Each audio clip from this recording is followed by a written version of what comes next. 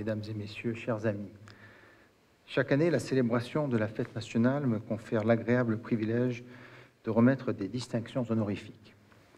C'est ainsi que je procéderai dans quelques instants aux nominations ainsi qu'aux élévations dans les deux ordres majeurs de la principauté, l'ordre de Saint-Charles tout d'abord, qui honore les mérites pour services rendus à l'État et à la communauté, et l'ordre de Grimaldi ensuite, qui est plus spécialement attaché aux princes et à leur famille.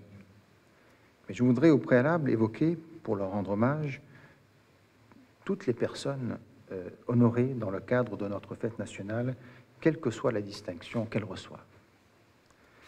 Toutes ces distinctions ont une valeur essentielle, sur le plan individuel, bien évidemment, mais aussi dans leur globalité.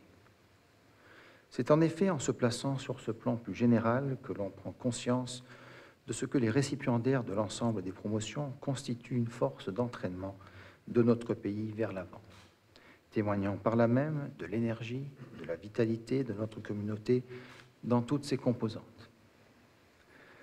De fait, si à l'occasion de notre fête nationale, le service public, tant civil que militaire, est à l'honneur, ce qui est normal, la force de travail de nos salariés, le dynamisme de nos entreprises, celui de nos actions en matière culturelle ou sportive, les initiatives de la société civile dans le domaine de la bienfaisance ou du bénévolat méritent tout autant d'être reconnus.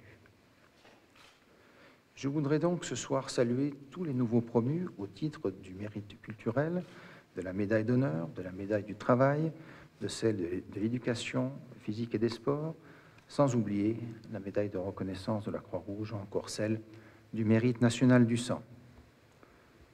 Quant à reconnaître des mérites, je voudrais également ce soir vous faire part de la valeur toute particulière que j'attache au travail des fonctionnaires et des agents de la direction de la sûreté publique qui œuvrent avec ardeur et efficacité à la préservation de notre sécurité comme de l'ordre public, ainsi qu'ils l'ont encore récemment démontré. Cette année, la principauté fête non seulement la nouvelle constitution de 1962, mais également le 500e anniversaire de son indépendance et de sa souveraineté reconnue le 20 février 1512 par le roi de France Louis XII. Depuis lors, les princes qui se sont succédés ont su préserver cette indépendance à travers l'histoire, en veillant au bien-être et à la prospérité de leurs sujets, plus en dotant Monaco d'institutions qui sont celles d'un État de droit, stable, solide et parfaitement adapté à ses spécificités. Mais cette action n'aurait pu être un succès hors l'union indestructible entre les Monégasques et leurs princes, sans le soutien indéfectible des forces vives du pays dont vous êtes l'émanation.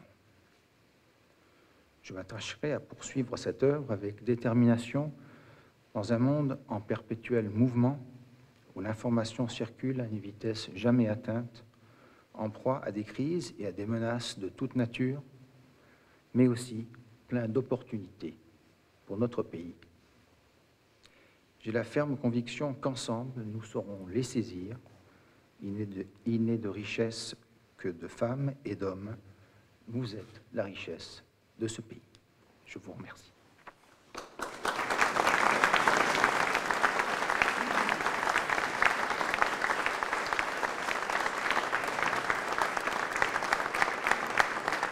Madame Maria Elena Cuomo, présidente de la Fondation Cuomo.